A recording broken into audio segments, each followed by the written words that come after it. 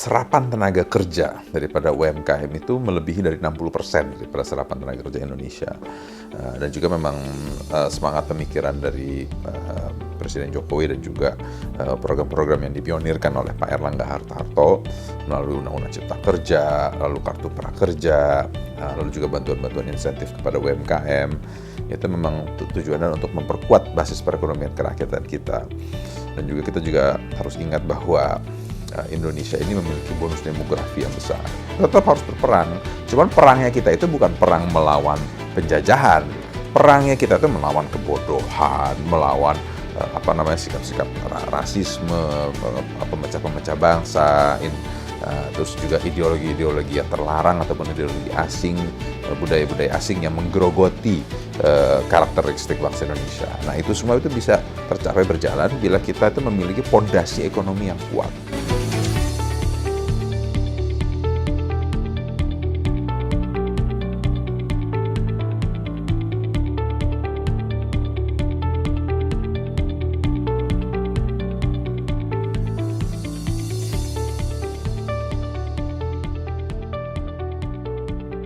Waalaikumsalam, terima kasih atas kunjungannya dan juga selamat datang di tempat saya, di kantor saya, bagi teman-teman kabar Golkar. Sedikit flashback history daripada Kosgoro sendiri ya. Kosgoro 1957, sesuai namanya, itu Kosgoro didirikan tahun 1957. Sejarah awalnya Kosgoro didirikan itu adalah fungsi utamanya adalah fungsi ekonomi. Jadi makanya memang basis utama Kosgoro adalah pengusaha. Jadi memang fokusnya di UMKM. Jadi kalau dilihat sejarahnya itu dulu pasca ada kemerdekaan tahun 45, Mas Isman melihat bahwa banyak pejuang-pejuang, rekan-rekan pejuangnya hidupnya itu lebih melarat atau lebih sulit dibanding sebelum merdeka. Nah, untuk itu beliau mendirikan suatu koperasi dengan nama Kosgoro. Ya, tujuan itu adalah memberikan akses ke permodalan, akses ke pendidikan, dan itu juga terus berevolusi sepanjang tahun, sepanjang masa. Kita juga memang fokusnya lebih kepada penguatan UMKM, dan juga kepada pendidikan. Jadi banyak sekolah-sekolah SD, SMP, SMA, bahkan sampai dengan universitas ya. Sekarang ini masih statusnya itu adalah institut ya. Kita memiliki IBIK, Institut Bisnis dan Informatika Kosgoro. Sekarang ini kampus tersebut sudah berhasil melahirkan ribuan sarjana, baik dari mulai D1 sampai dengan S1 setiap tahunnya, dan jumlah penerimaannya pun juga setiap tahunnya juga sudah mencapai angka sekitar 1.200 sampai 2.000. Jadi yang aktif mahasiswanya sekitar 5.000-an setiap saatnya itu. Dan kita juga sedang mengembangkan untuk menambah prodi-prodi baru untuk membuat program S2 ke depannya.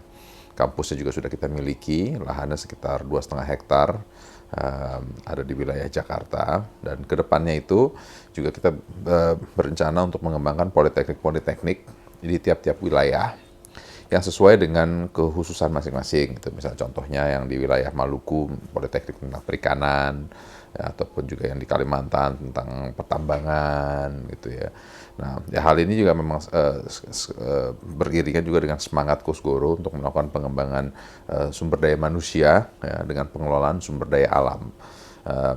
Dan juga untuk memperkuat perekonomian rakyat, Kosgoro itu melakukan kerjasama dengan beberapa institusi pemerintah, kementerian lembaga seperti baik itu dari mulai BKPM, terus juga Kementerian Pertanian, Kementerian Kelautan, dan juga sejumlah institusi perbankan untuk memastikan penyaluran UMKM itu, dana UMKM-nya itu tepat sasaran dan mengurangi bad debt ya, atau hutang-hutang jelek.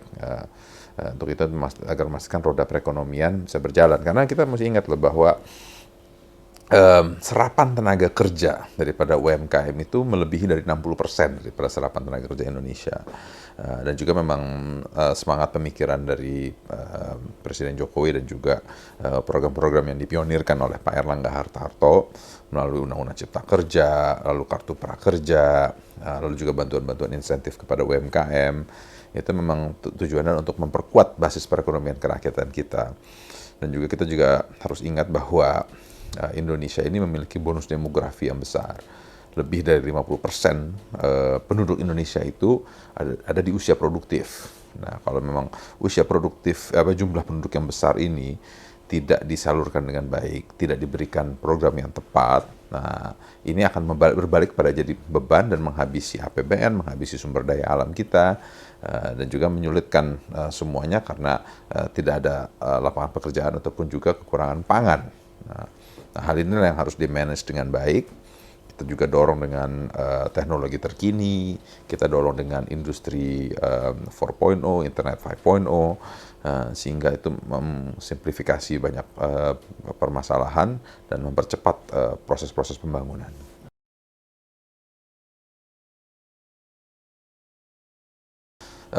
Kalau kita lihat ya sepanjang sejarah Kosgoro, dari mulai Kosgoro 57 khususnya ini dari mulai berdiri sampai hari ini, itu banyak sekali, ribuan bahkan kader-kader Kosgoro yang berhasil menempatkan posisi baik di DPRD Kabupaten Kota, Provinsi, DPR RI, sampai dengan Ketua DPR RI, menteri-menteri, pejabat-pejabat Indonesia di luar negeri, terus juga program-program kerjasama dengan pendidikan, di lembaga pendidikan, juga untuk di dalam ASN juga banyak kader-kader Kosgoro sepanjang sejarah hari ini, yang lalu, dan juga yang kedepannya. Nah, ini membuktikan bahwa Kosgoro ini adalah kawah candra di muka yang optimal. Jadi maka itu untuk supaya bisa berjalan terus ya tetap harus disuntik dengan program-program baru, didorong dengan gebrakan-gebrakan baru agar bisa terus menarik generasi muda untuk lebih aktif kepada politik dan juga bisa lebih menyalurkan partisipasi dan semangatnya kepada pembangunan negara.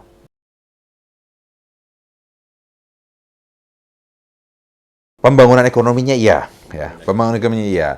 Akan tapi targetnya itu kan kalau dulu memang fokusnya kepada veteran perang 45, ya kan yang tadi saya bilang, karena hidupannya mereka waktu lebih melarat daripada sebelum merdeka. Nah, sekarang ini ya kita pertempuran, kita tetap masih harus bertempur, kita tetap harus berperang.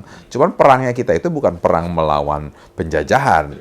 Perangnya kita itu melawan kebodohan, melawan sikap-sikap rasisme, pemecah-pemecah bangsa, terus juga ideologi-ideologi yang terlarang ataupun ideologi asing, budaya-budaya asing yang menggerogoti karakteristik bangsa Indonesia. Nah, itu semua itu bisa tercapai berjalan bila kita itu memiliki pondasi ekonomi yang kuat. Nah, pondasi ekonomi kuat ya, disitulah makanya Kosgoro masuk dengan terus melakukan pendidikan, melakukan pemerataan akses terhadap perekonomian, untuk bisa mendorong pemerintah meningkatkan kualitas sumber daya manusia Indonesia agar Indonesia tetap dan selalu menjadi kawasan yang atraktif untuk investasi dari asing.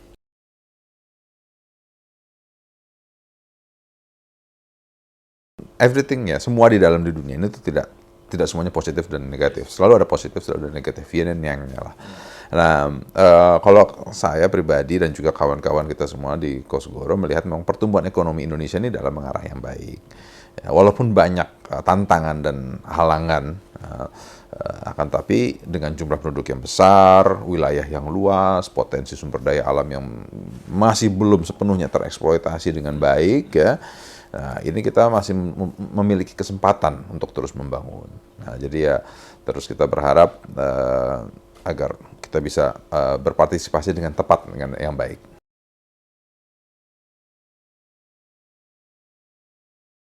Tentunya pasti itu ya program penguatan ekonomi. Jadi ada satu kita kerjasama dengan Kementerian Perikanan untuk pembagian benih peternakan di beberapa daerah, khususnya untuk ayam. Lalu juga untuk membantu program tambak-tambak ikan, terus juga untuk usaha-usaha UMKM kita mendorong juga membantu menyiapkan festival-festival yang rutin sekeliling Indonesia sehingga mereka itu bisa dapat berdagang, dan juga kita matching-inkan dengan perbankan sehingga mereka bisa mendapatkan permodalan dengan nilai bunga yang sangat rendah atau mungkin juga sampai dengan nol. Ya, terus juga dengan program pendidikan Ya kita memiliki institut kita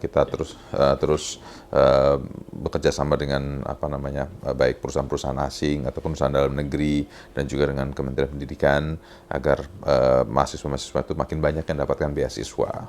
Nah, dan juga untuk mendapatkan exposure yang lebih luas, kita kerjasama dengan sejumlah universitas asing dari Singapura, Malaysia, Korea Selatan, untuk supaya ada jadi dual degree program. Jadi yang bisa berapa tahun di Indonesia, lalu di luar berapa tahun sehingga mereka bisa dapatkan gelar dari luar negeri juga.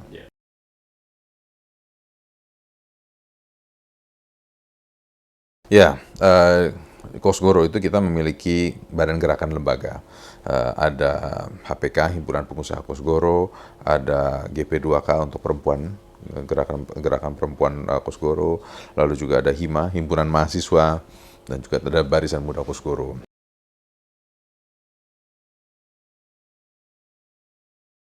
Nah, untuk itu juga kita sudah mendigitalisasi, kita membuat aplikasinya agar kita bisa mendaftarkan pengurus dan anggota. Ini masih kita rapikan terus, ya, sehingga kita bisa mengetahui persis di tiap-tiap wilayah kader-kader Kosgoro itu berapa dan siapa saja. Ini sekarang jumlahnya masih, saya belum bisa bilang katakan jumlah persisnya karena jumlahnya masih. Saya kalau melihat dari pengurus saja itu sudah ratusan ribu, ya, dan kalau ditambah anggota sih lebih dari 1 juta.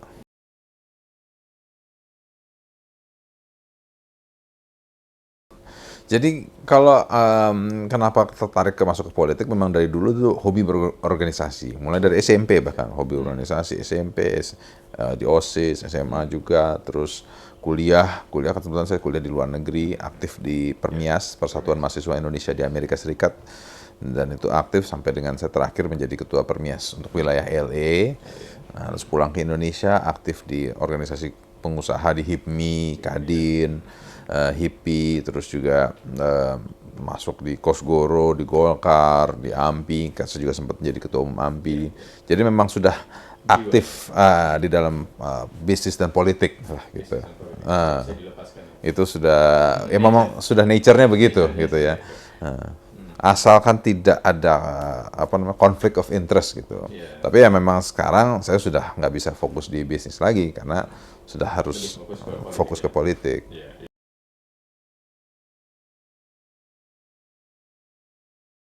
Ya, memang beliau itu menjadi panutan banyak orang, termasuk saya juga, dalam berpolitik, dalam berorganisasi, ataupun juga dalam kehidupan sehari-hari, dalam menghadapi segala macam permasalahan, persoalan.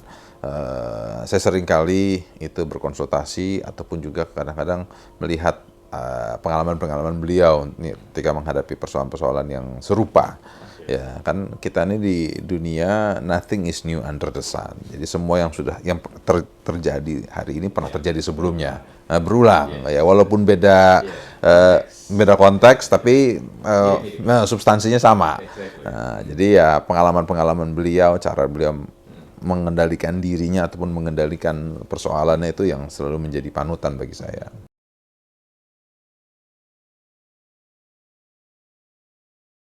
Ya, yang saya selalu ingat ajaran dari beliau itu bahwa kita ini di dunia ini ada roda, dunia itu bulat gitu ya.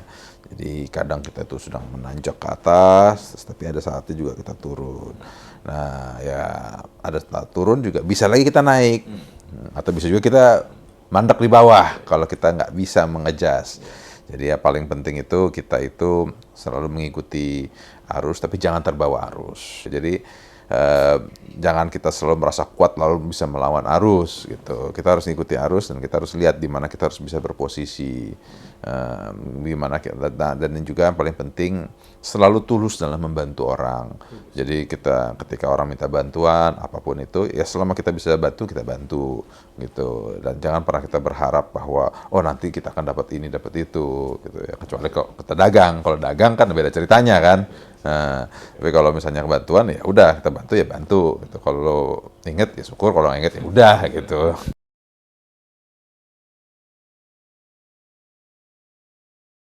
Pak Erlangga ini di dalam posisi yang sangat amat tepat Nah, di dalam pemerintahan ini beliau selaku Menko Perekonomian ya bisa dibilang adalah arsitek daripada pemulihan ekonomi Indonesia di pasca pandemi. Dan secara otomatis menjadi begawan ekonom di Indonesia. Beliau mengetahui persis permasalahan itu di Indonesia apa saja, lalu sektor-sektornya yang perlu dikerjakan itu bagaimana, sehingga ya sudah pilihan yang terbaik gitu. Bukan hanya pada Golkar tapi kepada bangsa Indonesia untuk beliau menjadi presiden yang akan datang. Dan ini bukan hanya sikap politik seorang kader partai, tapi karena kita melihat secara fair, kita melihat secara substansi, gitulah, bahwa ini yang dibutuhkan oleh masyarakat Indonesia adalah Pak Erlangga. Cuman memang Pak Erlangga itu bukan tipe orang yang sibuk dengan pencitraan. Beliau itu adalah orang yang sibuk dengan hasil karya. Nah, kadang-kadang pencitraan itu mengalahkan hasil karya. Nah, jadi masyarakat itu sibuk menilai gubernur yang asik ikut Citayam Fashion Week lah gitu, yang sok-sokan menindak terus teriak-teriak maki-maki gitu. Nah, tapi tidak melihat bahwa program-program kebijakan yang dibuat menghasilkan dan berdampak pada kehidupan sehari-hari kita.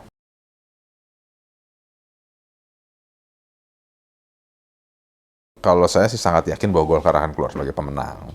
Kenapa? Karena sikap-sikap Golkar itu sudah sangat amat sesuai dengan kehendak rakyat. Dan juga ada kejenuhan-kejenuhan juga masyarakat terhadap incumbent, partai incumbent. Nah, jadi posisi Golkar ini di posisi yang tepat, memberikan solusi yang baik, dan ini yang harus kita kawal dan kita expand terus untuk bisa menggapai suara sebanyak-banyaknya. Oke, Bang, kalau boleh dibagi, ingin Abang sampaikan khususnya menuju 2024. Iya, menuju 2024 konflik politik itu akan semakin meninggi. Perseteruan akan semakin memanas. Jadi kepada seluruh kader Kosgoro khususnya dan juga kader Golkar secara umumnya untuk terus lebih berhati-hati dan juga lebih fokus untuk menggarap dapil masing-masing, suara masing-masing. Terus ciptakan tim-tim yang solid di tiap-tiap daerah, menjaga suara di tiap-tiap TPS, dan juga menjaga marwah partai, dan juga terus meyakinkan masyarakat dengan memberikan solusi-solusi yang kreatif dan yang dibutuhkan oleh masyarakat di tiap-tiap permasalahan di daerah kita masing-masing. Dan juga harus bersikap kritis kepada pemimpin-pemimpin di daerah masing-masing ketika mereka itu gagal atau lamban dalam pelayanan ke masyarakat, sehingga terlihat jelas bahwa kader-kader Golkar dan Kosgoro khususnya itu yang selalu mendorong program-program yang dibutuhkan oleh masyarakat.